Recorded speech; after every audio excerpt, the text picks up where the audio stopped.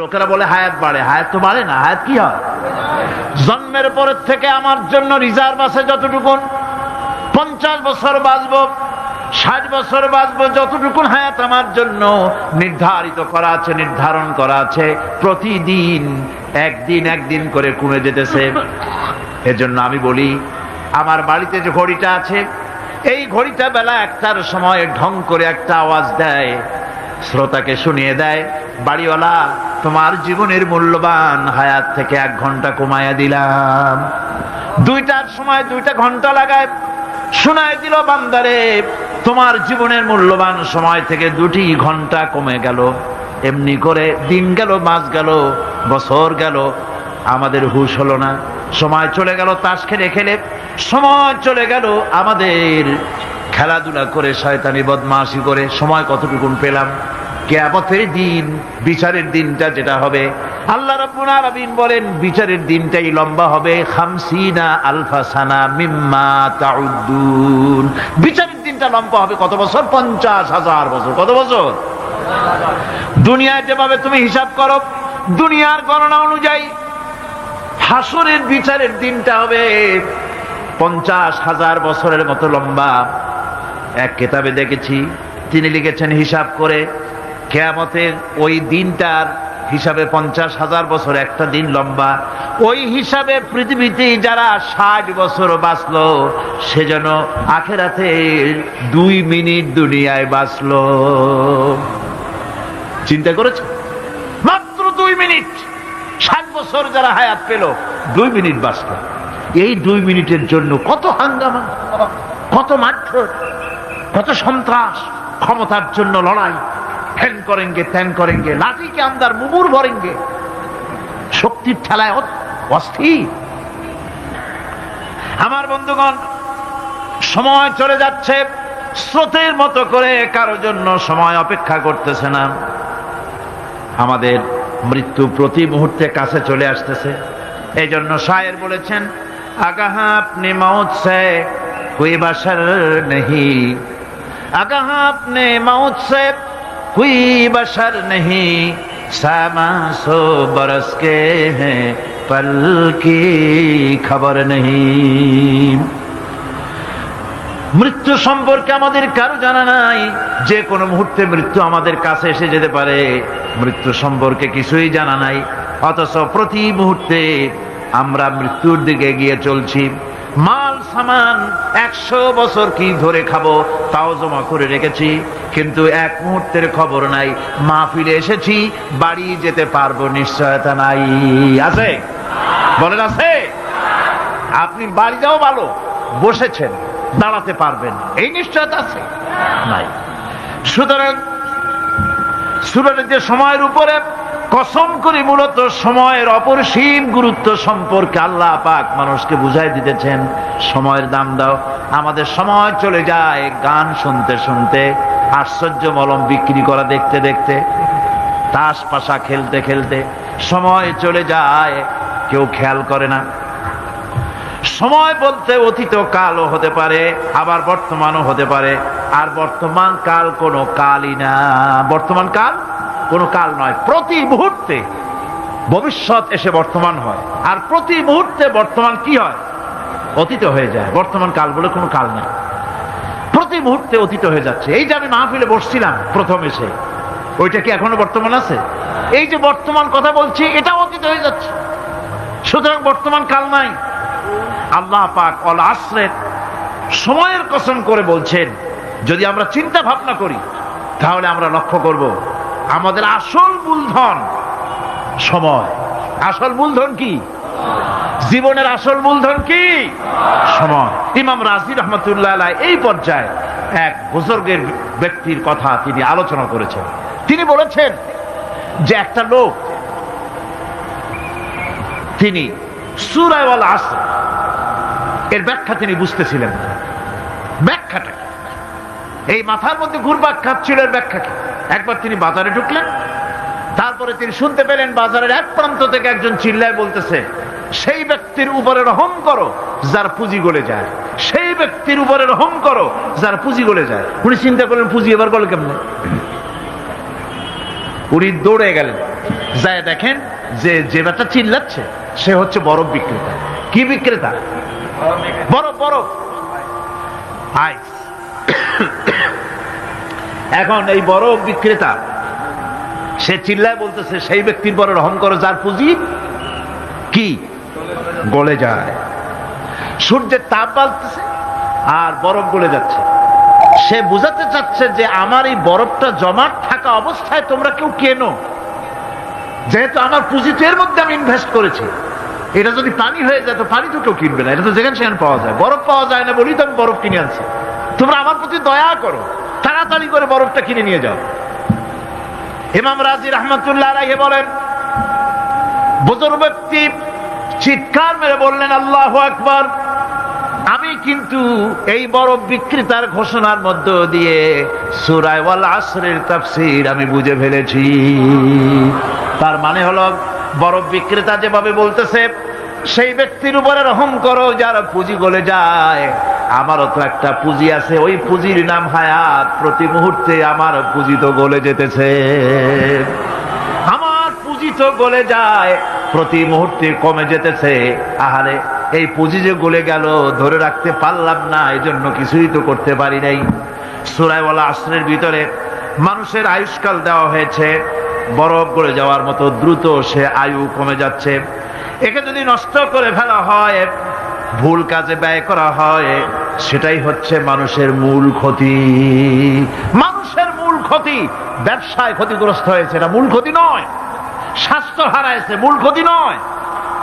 রাজনীতিতে ব্যর্থ হয়েছে, মূল ক্ষতি নয়। জীবনে মন্ত্রিত্ব হারাইছে, মূল ক্ষতি নয়। মূল ক্ষতি প্রতি মুহূর্তে সময় নষ্ট হচ্ছে, এটাই মূল ক্ষতি। ভাইরা, কিয়ামতের দিন জান্নাতীদের কোনো দুঃখ থাকবে না, সকলের দুঃখ থাকবে। জান্নাতীদের কোনো দুঃখ থাকবে নাকি? থাকবে, থাকবে। জান্নাতীদের মনের মধ্যে একটা দুঃখই থাকবে।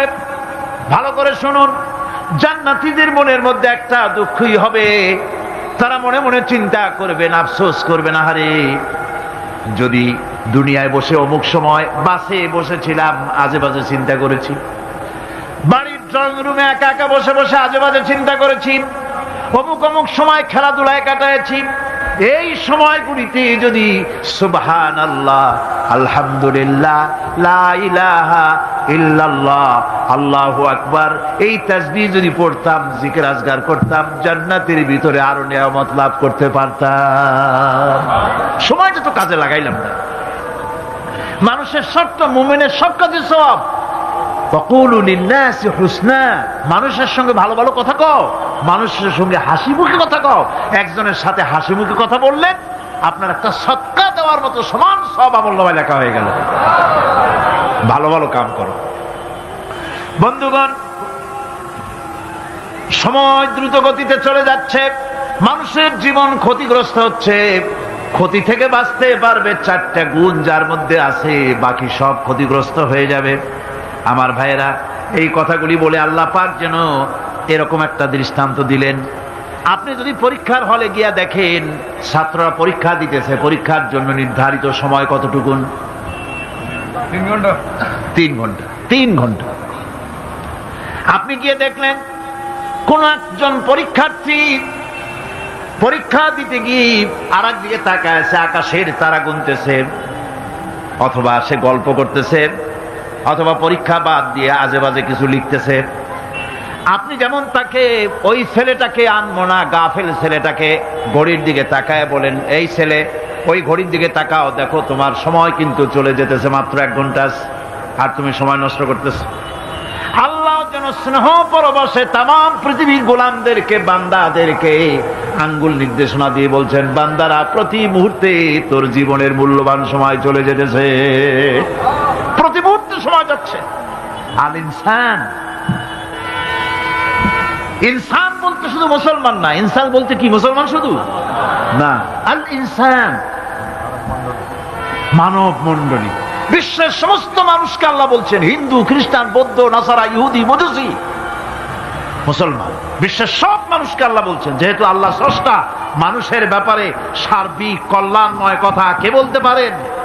কে বলতে পারেন? সে আল্লাহ রাব্বুল আলামিন বলছেন, সময় চলে যাচ্ছে।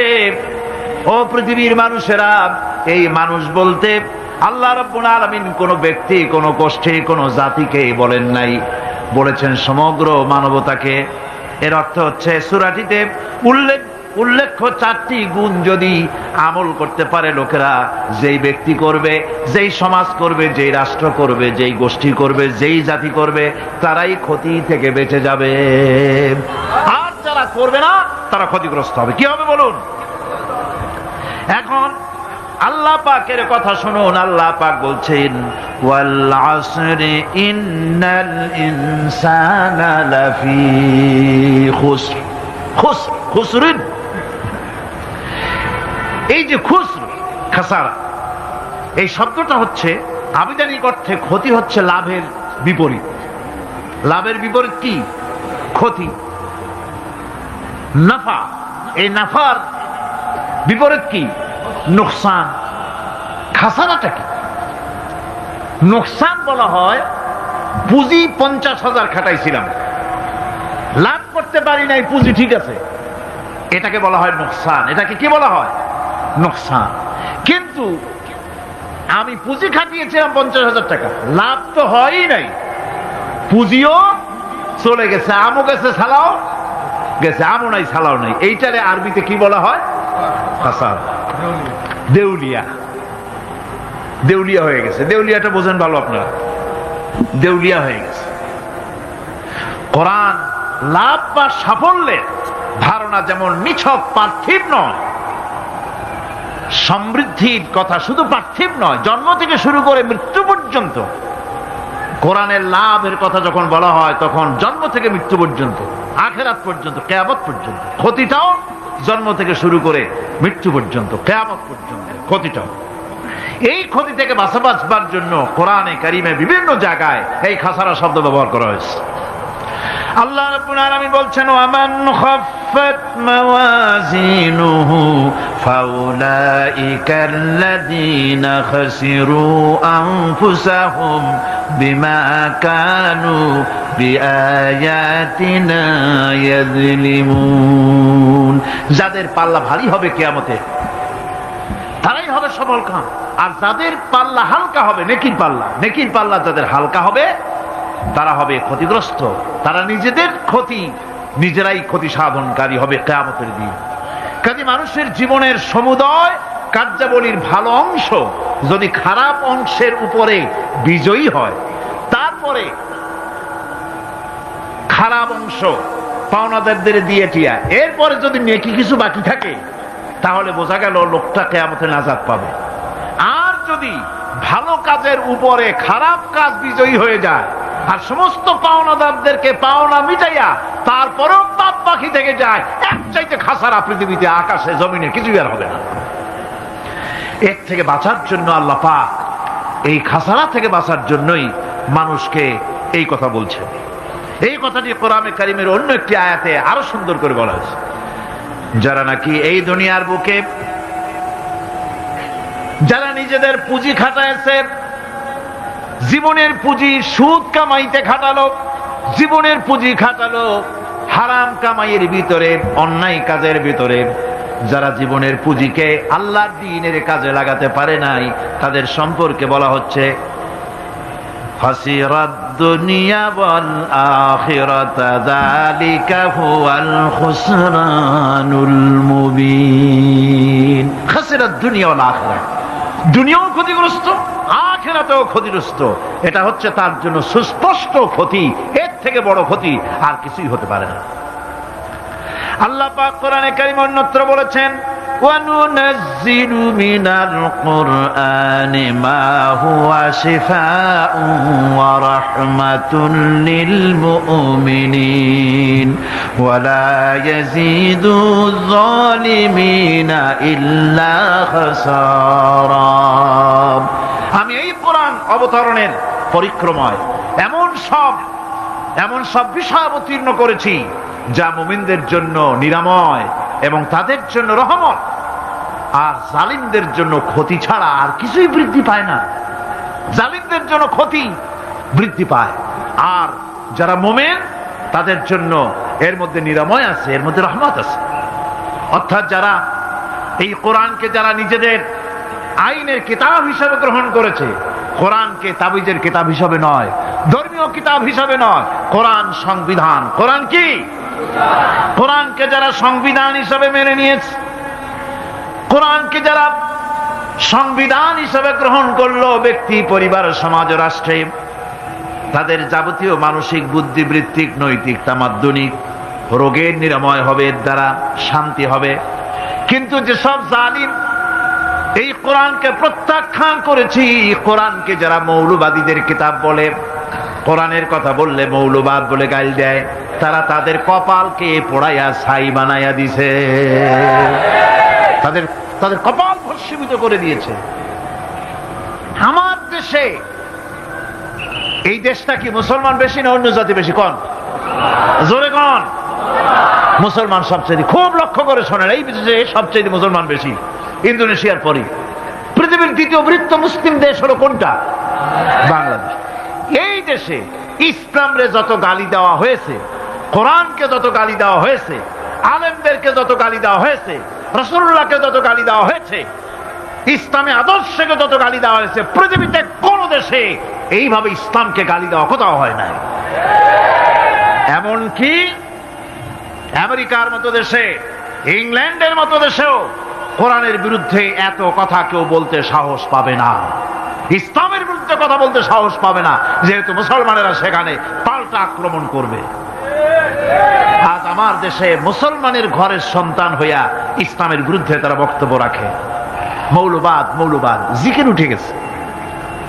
আমেরিকার প্রেসিডেন্টরা যখন শপথ নেন, প্রেসিডেন্ট হিসেবে ওথ নেন, বাইবেলের উপরে হাত রাখেন আর বলেন, এই মহাগ্রন্থকে স্পর্শ করে শপথ নিচ্ছি, আমি আমার চিন্তা চেতনা, আমার মেধা, আমার প্রজ্ঞা সবটা আমার জাতি, আমার দেশকে উন্নয়নের জন্য, এর সমৃদ্ধির জন্য, এর সংরক্ষণের জন্য আমি আমার জীবনকে উৎসর্গ করব।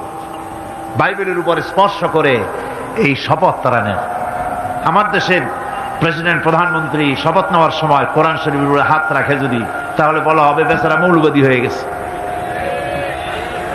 এটা করা যাবে না। আর যদি কেউ করে সামান্য কিছু, কোরআন না, যদি তসবিহ নিয়েও আসে, তাহলে বুঝতে হবে জাতির সাথে একটা প্রতারণা ছাড়া কিছুই না।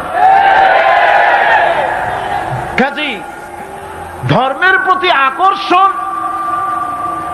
একটা ভিন্ন জিনিস, সেই জিনিসকে ছেড়ে যারা দেয় তারাই ক্ষতিগ্রস্ত হয়, আর যারা ধরে রাখে তারা দুনিয়ায় ক্ষতিগ্রস্ত হয় না।